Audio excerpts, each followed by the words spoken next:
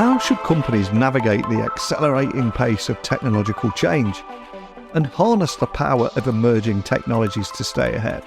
Well, today on Tech Talks Daily podcast, I'm very excited to welcome back a familiar voice and one of my favourite guests. I am, of course, talking about Jeff DeVerter, CTO at Rackspace Technology, for his third appearance on the show. Now, Rackspace Technology is a leader recognised by Gartner Magic Quadrant, and they play a pivotal role in propelling businesses forward by managing apps, data, security and multiple clouds throughout every phase of their digital transformational journey. But today, we're going to explore the changing face of digital transformation with a very special focus on the explosion of generative AI and its significant impact on industries and IT infrastructure modernization. Because yes, it is a buzzword. We've all seen the headlines and experimented with it, but this is where things are ramping up. The cool stuff is starting to appear. The solving of real problems is happening.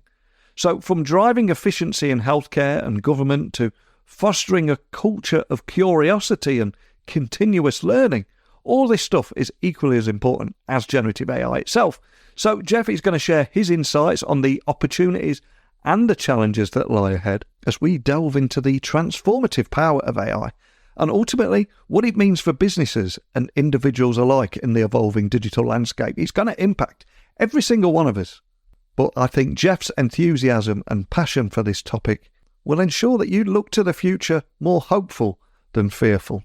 Before we get today's guest on, though, I need to give a quick shout out and a thank you to the sponsors of Tech Talks Daily this month. They are Kiteworks.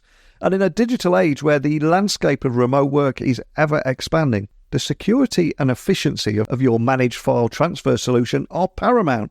This is where Kiteworks sets a new benchmark, far surpassing legacy MFT tools with its unparalleled security measures and user-centric design. They've even been awarded the prestigious FedRAMP Moderate Authorization, a recognition that is not easily obtained, and they've held it since 2017 by the Department of Defense. So what I'm trying to say here is don't let outdated technology dictate the safety and efficiency of your business operations. Simply step into the future of secure managed file transfer with Kiteworks, and you can start your journey towards uncompromised security and unparalleled functionality today by visiting kiteworks.com. That's kiteworks.com, where you can explore the future of secure data management. But now it's time to get on with the show and invite today's guest on. So buckle up and hold on tight as I beam your ears all the way to Dallas, Texas, where Jeff has taken time off the show floor to have a conversation with me today. So a massive warm welcome back to the show, Jeff, for your hat-trick of appearances. But for anyone that missed out of the chats, can you just remind everyone listening with a little of who you are and what you do? Neil, I'm so glad to be back. We made the joke earlier. It doesn't matter who you invite from Rackspace. I'm showing up because I like to hang out with you. My official title at Rackspace here is the Chief Technology Evangelist, which is one of my favorite things to do because it means I get to do three things. I get to, I work inside of the office of the CTO for Mr. Srini Kaushik. And then, so I get to help with strategy and all of that fun stuff about where we're going with technology. I also get to help talk to customers and help them with their journey. And then, of course, I spend a fair amount of time on stages all around the world, getting to talk about technology and the things that are going on and the areas, of course, where Rackspace can help from time to time. Started my career in technology way long time ago in the Microsoft collaboration space, then really got into enterprise architecture, and that's really the road that took me to where I am today. Well, it's a pleasure to have you back on. There's so much I want to talk with you about. And of course, as it is a tech podcast, we've got to mention AI straight up. And you were talking about, you speak on different stages. I go to so many different tech conferences. And last year in particular, it seemed that every CEO was intent on telling everyone, hey, AI is not new. We've been doing this for years. But a lot did seem to be jumping on the bandwagon. And so much has changed since we spoke. I think it was 2021. Where nobody was talking about Gen AI or AI or not too much back then. So what do you make of this Gen AI trend as it continues to march forward and dominate just about every conversation on and off the show floors? Yeah, it's, you can't go to any conference, you can't go to any event and not hear the dreaded acronym, the wonderful acronym AI. It's in everything.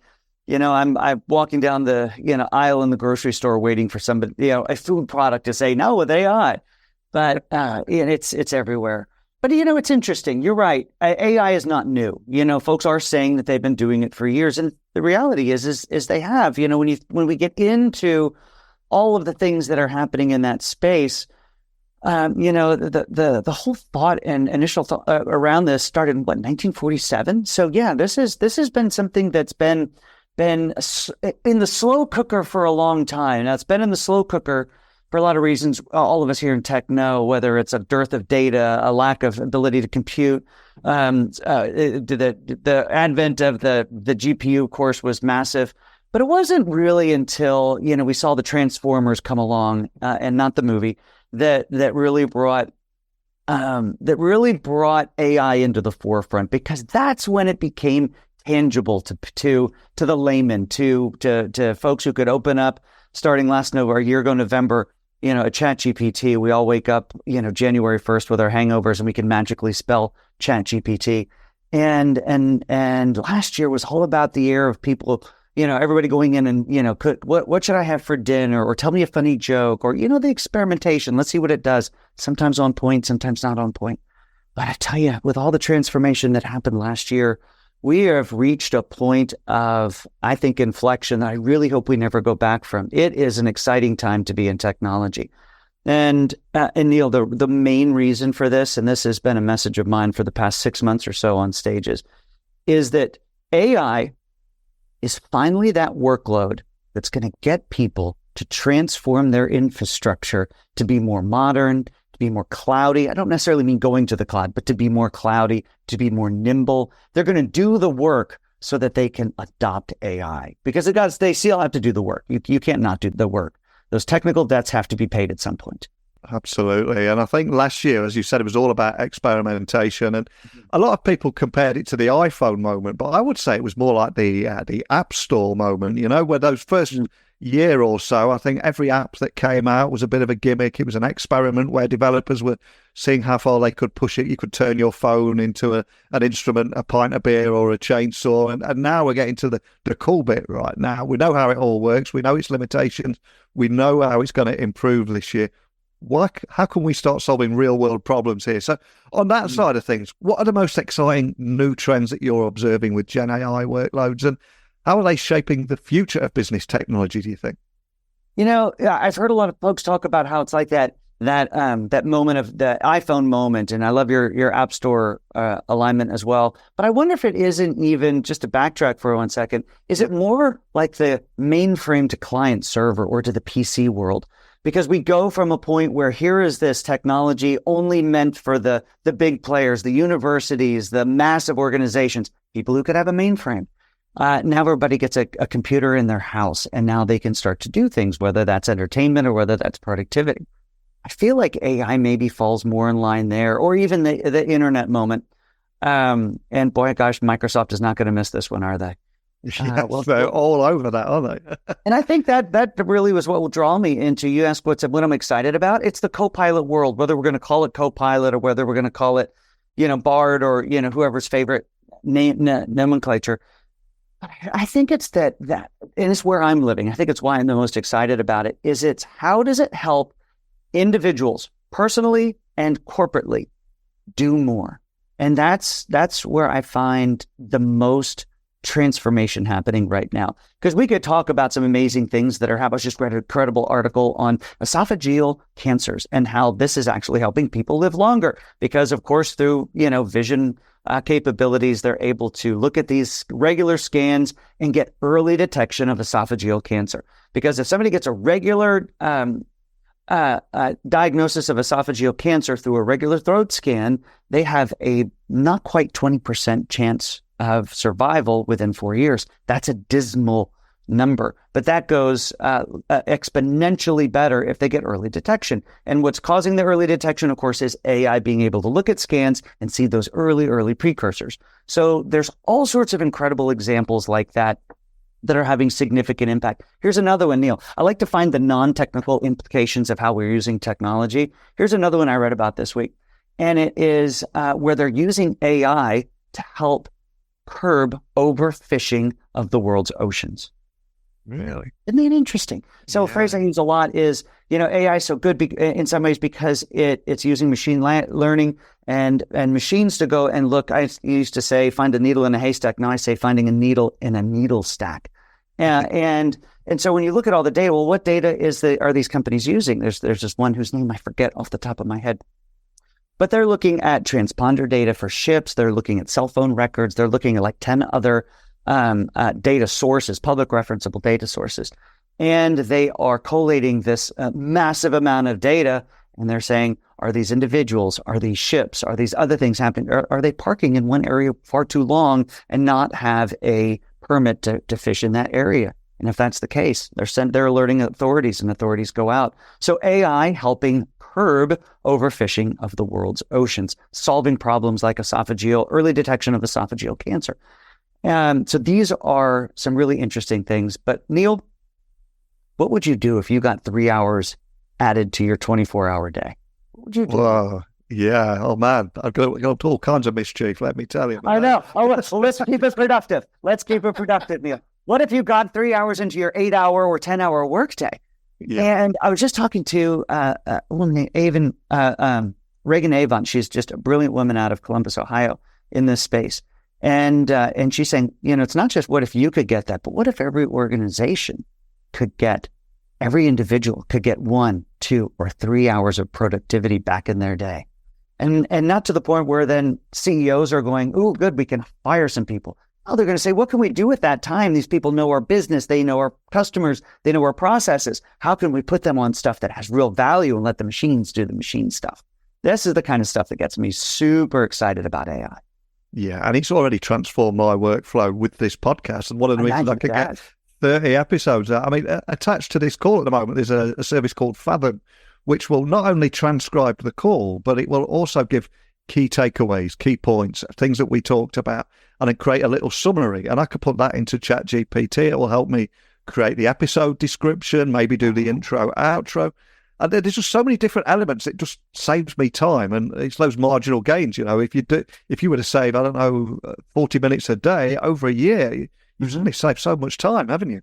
Well, yeah. And so it's not even just about save time, but how much has your work product, how much of those descriptions become more engaging maybe, or they found that needle in the needle stack of the words that we say. I mean, they're going to have to look hard to find something with me, but they're going to find something in there. They're going to collate it. It's going to collate it into, some words that are engaging, attractive. It's going to get more listeners. You're going to be more popular. So it's not just about how do we get time back, but how do we make that core product even better? Yeah, and you mentioned a few months ago that great mainframe example, and it's very similar to when SaaS first came out. But a lot of this technology was just for the Fortune 100, Fortune 500 companies, but now anybody can have any kind of technology in their living room. We've got the SaaS tools, you've got ChatGPT. There's also a great community, I don't know if you've seen this, where they build businesses from scratch from a ChatGPT prompt. And I think there's a Telegram group. So they pretty much said, I've got this idea. How can I make this into a business? What do I need to sell? Okay, you want to sell T-shirts. What do I put on these T-shirts? This is what you should put on them. Now I need a website. This is how you build a website. Now I need to market it. This is how you market it. And they've built an entire business, and some six-figure salaries that these people have built, just starting from a few prompts. It's just breathtaking. That's incredible. I'm going to need to look that one up. I'm taking notes here, the things you're teaching me today. So Fathom is on that list, and I got to open Telegram and go find this group. That sounds fascinating. And also, if we look at how it's leveling the playing field and just creating so many opportunities here, how do you see generative AI maybe revolutionizing entire industries in the coming years? Because it feels like so many opportunities, so much up for grabs, but how do you see that taking shape? Well, yeah, so you can look at, so let's take call centers, for instance. I think that's a really good example. Yeah. Right now you can still hear and you can find in some natural language conversations, you can every now and again you can hear the mistake that an AI will make in making it sound like you're listening to a narrator tell a story or something. I was listening to one last night before I went to bed, and I thought, well, this guy's got a really good voice, he's engaging, whatever. And then he said character. Oh, character. Oh, you're an AI, aren't you? But when you think about a call center, businesses that are either call centers or divisions within an organization, that is an area that right now there is such massive transformation that's happening. Sentiment analysis live in a call that's happening. Amazing. Being able to see, they're putting smiley faces or frowny faces. And imagine what the dashboard is for the manager who's just looking at a screen of their agents and smiley faces or sad faces, being able to click into and see what's going on in those areas. Or better yet, listening to the conversation with a live person on the agent side with the customer, and bringing up live help for the agent based on the conversation. Again, making us better, making that answers accurate and more better. Sorry to use the proper English there. And but then at some point that agent's gonna that live air quotes for those of you at home, live agent goes away and it becomes an AI chatbot that is literally just having a conversation. I think we're going to see some massive transformation there. We already see it a little bit in text form that's fronting some of these calls. So you start and you give it some core information. If you can't help, you get along to a live person. So I think that's going to be interesting. I think I like to look at ways for AI making impacts in existing organization or industries to make them better at what they do and not just really replace, because I think that's where that core value comes in. I already gave a healthcare example. I think this is ripe for government. Imagine the judge who's listening to the plaintiff and the other person. I don't remember all their names. I'm not illegal, or a speaker. But being able to, as they think about the case that's been presented to them, to be able to then ask a legal generative bot to be able to ask about all the case law that exists around what's being asked and compare what they want to say against, a couple of hundred, or in your case, with given your accent, a couple 1,000 years worth of case law that exists to be compared to. And I think about how it's going to go through in every one of these industries and make such a massive impact in the quality and quantity of what they're able to produce. And a topic we've got to talk about, of course, we're both excited about the future and what it can bring, but also the days of leaving school, getting a job and doing that same job for the rest of your life are long gone. And there's a lot of talk and fear about people losing careers, losing jobs, etc. So as generative AI reshapes the business landscape, begins to automate those mundane, repetitive tasks, we all need to almost adopt a sense of continuous learning. So what key skills and competencies do you think workforces and employees and listeners that are listening and a little bit fearful of the future, what kind of skills should they be developing, and how important are reskilling and upskilling in this context too? And what responsibilities do employers have on helping people ensure that they're not getting left behind too? Yeah. So for those of you at home, you need to know how well prepared Neil is, and he sends a lot of these questions out ahead of time, so he be prepared and sound like I'm smart. And quite honestly, it's helped to see the thoughts behind it. But I'm going to read what my one answer for this that I wrote down. It was really just one word, and that is curiosity. I think that if individuals can adopt an attitude of curiosity around, and not fear around technology and how it can help them be better and make their organizations be better, then that's going to lead to a mindset of continuous learning. I could not agree more with you that gone are the days when you have one job or one career for your whole, lifetime of work. That's gone. And gone are the days where you have a distinct time of learning, your university years, and then you go off and do the work. So you have to be learning every single day. Too much is changing every single day. And your employers, whether they know it or not, they have to have you looking around the corner and thinking, how can, in your piece of that organization and the piece of work that you do, you've got to do it well, but how could you do it better? How could technology help? The landscape is, and the rules have changed between the IT departments inside of organizations and the, air quotes again for those of you at home, then the business. That everybody is a technologist. If you are not well versed in technology, you must be if you're listening to us here. But if you're not, or people who aren't, encourage them and have them start listening to this podcast. It's a great one to be aware of what's happening and changing inside of the world of tech. And then also gone are the days when you have to look to your organization to set that stage or that standard and the ability for you to, go to the yearly training, go to this conference, go to that conference. You need to be reading. You need to be listening. You need to set time aside. You know what else you need to do? You need to open up ChatGPT, or my favorite, I really do like Bing Chat. So bing.com/chat. It's their implementation of ChatGPT. I'd like to debate that, which is better. And ask them these questions. Hey, what changed in technology this week? What are you, ChatGPT, excited about AI? What are you, ChatGPT? What have you seen? Have you seen technology impact? What industry are you in at home? Are you in finance? Are you in healthcare? Are you in whatever it is? And ask those questions.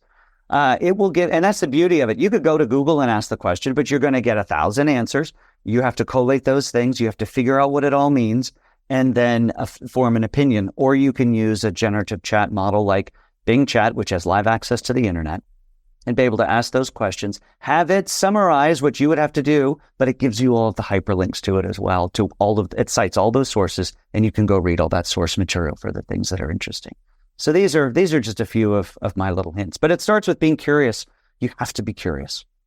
Yeah, and in nearly 3,000 interviews on this podcast, that word curious is possibly the one that's mentioned more than anything. It is so important, and the difference between success and unsuccessful people sometimes as well, just being open to things. And on the flip side, though, for business leaders that are listening, in terms of things like talent acquisition, what shifts are you anticipating as companies increasingly adopt generative AI? How should organizations maybe adapt their hiring strategies to attract the right talent for these new tech paradigms that we're embarking on here? Neil, I think it starts with how they're managing their organization today. And if they just put that thought that we started with in the back of their head, what if every employee in my organization got one extra hour of productivity every single day? First of all, how can you enable it? Technology is going to do that. Second, what would you encourage them to do with that time? Don't try to, fire 1 in 8 people, but how do you take and give all of them, you're getting more out of your people and you don't have to pay them more. What could be better to make it better? And then you need to build a program around that for how you tell the world that you've done that. Don't give them your trade secrets. There's something super special about every single organization that is unique to them. We call it intellectual property. You don't have to give it away, but you can absolutely brag that you got, 10,000 people, 5,000 people who work for your organization? You got 5,000 hours a day of productivity back every single day. Now, here's what we're doing with it. This is what we've done. That's the kind of stuff that is going to attract the right people who are going to be able to come in and really do some amazing stuff with those extra hours that you're going to be able to generate, because they're going to see that you're not afraid to look around the corner about how things could be done better or different, and that you're not afraid to empower your people to try things that may feel a little bit scary. Now, I'm not saying if you're in retail, how do you turn the entire everything over to AI? We're not saying that. Start careful. It's just like in the beginning of cloud transformation. When you think about, hey, we're going to move out to our favorite cloud, you don't go move that one thing that pays the bills first. You go find some small project, some small thing that if it fell over for a day and a half or 2 days, the business doesn't die. So you start small, you build from there. You make sure you have the right governance in place before you do these things. You don't want to put all your super secret contracts out in a public database somewhere, generative thing that the world is going to then have access to. So there's all sorts of baby steps and careful things you need to do. We can talk about that. But I think the way you attract the right talent is, first of all, start to execute utilizing these new technologies. You start to get the benefits from it, and you develop an amazing story around it. And as you start to then go and hire people, you start to make, this is the other thought I had, you start to make that curiosity or the things that come from it a non-functional, use a development term, a non-functional requirement of these functional people you need to go have. Just like, the old days when you would, if you needed an accountant, you would say, I need a 4-year degree in this type of finance and all the other things that you would want from an accountant person. But you'd also, want to have that, plays well with others type of a capability. Well, I would put curiosity. I would put technology, proven ability to, do incredible things with technology as part of those non-functional requirements, those nice to haves. And before you came on the podcast today, I had an email from a listener. His name's Sam, and he was incredibly passionate about this space, as me and you are, and excited about the possibilities that generative AI can offer. But he was saying he listens to all this stuff online. He reads it online. He's blown away by the opportunities, but then he goes into the workplace and they flat out banned it straight away and said, no, we don't want we're concerned about 2 things. One is the company data that could be teaching these machine learning models, and then also the potential regulation. They're just terrified of it and just flat out banned it. So what are the most significant strategic opportunities and challenges that you're seeing businesses face with the adoption of generative AI, and what's the best way of navigating issues like this? Because there's a certain amount of fear and around this kind of change at the same time, isn't there? Yeah, well, and then some of those concerns are super valid. I mean, you don't want to take and put your secret sauce out in ChatGPT public for the world to see. But by the way, if you go in through the API and you have the right contract with them, you can be in a private instance. By the way, you can contract and use Google or AWS or Azure in a private instance with their cognitive services and do that stuff.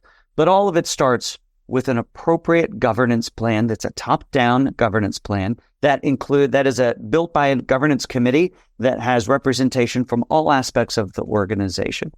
Now, it takes effort to get some of these companies to start down that road. So in some cases, it's up to Sam to be that thought leader, find other like-minded people who see the value and want to help, be that champion for how to do it safely. And hopefully get the company starting to move in a direction where they will put the right guardrails in place. Over at Rackspace, that company where I get to work, we've got a program in place, and we actually have companies who want us to come in and help them with AI. We make them take a little test first. And that is their ability, their organizational propensity to be able to adopt the technology. Because we don't want to drop a science project off on their front door and have it just flounder, or have somebody slam the door on it if IT builds this thing and the C levels turn it off. So it's a very valid thing to do. Now, you invest some time, and if the company still slams the door, a slam door is a very closed-minded way to do things. Maybe Sam needs to find another place. Maybe Sam needs to find a company that's more willing. But I would say that if their organization isn't doing anything yet, they're going to realize that if they don't, they will be left behind. The old adage, it's not a year old yet, but that AI is not going to take away your job, but the person who uses AI is going to take your job. The company that uses AI is going to outpace the one that doesn't. Companies are going to realize that. Sam's in a great position to help be that thought leader inside of his organization, to help them turn that corner and maybe be the new AI chief for the organization at some point. 100% with you on that. And I hope Sam gets to listen to your response there. And also with that growing capabilities of generative AI, and the other big topic, of course, is ethical considerations and AI governance. You hinted on a few of them there, but anything else that they should be doing to ensure responsible use? Yeah, so I'm so glad you used the R word, responsible. AI has to be used responsibly. We used a simple example of we don't want to take the core data and put it out in a public database where the world can see it. That's a bad day. But absolutely. First of all, when we think responsibility, we break that down into three primary areas here at Rackspace. So it starts with we like to say symbiotic. We love alliteration around here. You can hear some more S words showing up, but symbiotic meaning, AI is not here to replace you or your organization. AI is here to make people better. And AI is at its best when it makes people the best that they can be. Let machines go do the drudgery. Let people take the credit for it and cite it appropriately and do better work. So we want it to be symbiotic. We want it to be secure. AI is nothing if it doesn't have data. And when we start bringing lots of data sources together, it creates an attack surface. So we want to make sure that content is safe and secure. And then the last is sustainable. I mentioned the example before. Of course, sustainable from the green perspective. AI is very power hungry. And so we have to make sure that we're building solutions that are good for the world. But the second piece on sustainability is we want to make sure that these solutions are sustainable as well. Meaning it's not a science project that's a set and forget. AI is not a set and forget. AI is a set and continue to do refinement in the training and all sorts of other things. So there's a lot that has to happen there. So and then we also want to make sure that we're eliminating bias. That has to be an opinion, a viewpoint going in, a non-functional requirement. One of the pieces on the ethical side that we want to make sure are considered as well. And there's also a lot of excitement online building at the moment for the potential of ChatGPT 5 when it eventually comes out. Probably won't be till towards the end of the year, but looking at this year and beyond, what excites you about the future of this tech? So I love those tangible examples I gave earlier, esophageal cancer, solving problems with overfishing of the oceans. Those are some really interesting ones. And these are very, very big and grandiose. But what gets me the most excited, Neil, is you and I have been talking about this stuff for a while now. And we've been playing with the technology for a while now. Transparency, it's just in the past couple of months that it is part of my every single day. I'm utilizing it every single day to help do things. And I'm excited for the world to make it part of their every single day and get an hour, 2 hours, 3 hours of productivity. And the productivity that you're engaged in is of a higher quality. I think that's the moonshot for 2024. And when we're looking at what can we do better, we can work smarter, not harder, etc. But there is that pressure of continuous learning, which we've already mentioned. So I've got to ask you, as someone that's curious and passionate about this space, how or where do you self-educate? Ooh, that's a good question. So there's lots of ways to say it. Eat your own dog food, drink your own champagne. I do what I've just mentioned. Before I go into a conversation, I am opening bing.com/chat. And I'm asking what's new this week. Tell me about this specific industry. If I'm going to have a conversation about an individual who's a public figure, I'm going to start here to collate lots of information together. I spend a lot of time reading white papers and research that's coming out because I think that's a great precursor of what's coming. I am also engaged. Azure's my technology for the year, by the way. So I am engaged in Azure training around architecture as well as their AI piece because I like to know what's happening underneath the hood. I did a lot of Google stuff last year. This year is going to be that. So I am doing formal training. It's all self-paced and I'm doing it online. So it's a smattering of all the things. I like to think of it as a nice brick wall. You've got your big bricks that are in there. Those are my Azure, courses, trainings I have to go get certified for. And then there's all the mortar that holds it together. And that's the daily things, the articles I'm reading, the snippets that's coming across the research papers that I'm seeing as well. Well, your passion for this really shines through in our conversation today. So if anybody wants to continue to follow you, contact you or your team, or just find out more information about what you're doing at Rackspace, where would you like to point everyone listening? Yeah, best place to find me is over on LinkedIn. There is some content on YouTube, but LinkedIn's where I'm most active. I have a weekly live stream that I do on Tuesday mornings at 8:30 Central Time. Make sure that you listen to Neil's show first. I'm not trying to take things away from Neil, but you're welcome to come listen to that at any point or be a part of that conversation because we do it live 8:30 a.m. Central. If you follow me on LinkedIn, of course, my name is Jeff DeVerter, so I'm just LinkedIn. It's my first name, the character J, and then DeVerter. You'll find me there. There's not a lot of Jeff DeVerters running around LinkedIn, so pretty easy to find me. Well, there's plenty of room for us both out there, so I will gladly add links to everything that you just mentioned so people can find you and listen to you too. I'm sure there'll be a lot of people tuning into that. Yeah, and if folks are interested about how they get started as an organization or Sam wants to, get us involved, they can always go to FAIR. That's our offering at Rackspace. That's an acronym for Foundry for AI at Rackspace. So fair.rackspace.com. And you can learn about that process. And that little quiz I mentioned about a business's propensity for learning AI or their organization ready for AI, it's a free thing you can do right on the website. So anybody's welcome to go do that. Oh, awesome. I'll make sure links are added to that too. And we covered so much there from trends in generative AI. Right, we're 5 minutes in, right? We're 5 minutes in. Well, so much positive stuff and covering the ethical consideration, AI governance and responsible AI, but balancing opportunities and challenges in equal measure. A pleasure as always. Just because this is your hat trick of appearances, this isn't it for you, though. I hope to get you back on later in the year. We'll see how things are going, especially as maybe ChatGPT 5 comes out. But more than anything, just thanks for joining me today. Happy to. Maybe a mid-year check-in, we can see how our predictions are holding up. I want to extend a heartfelt thank you to Jeff DeVerter, CTO at Rackspace Technology, for joining me once again on this podcast. He's officially my spirit animal. I can't thank him enough. It's his passion and enthusiasm and coming on here, sharing his expert insights into the dynamic world of digital transformation and generative AI. I think it really shines through. And I think we are reaching that inflection point, a potential for AI to revolutionize industries, but also for hammering home the point today, the culture of curiosity and continuous learning.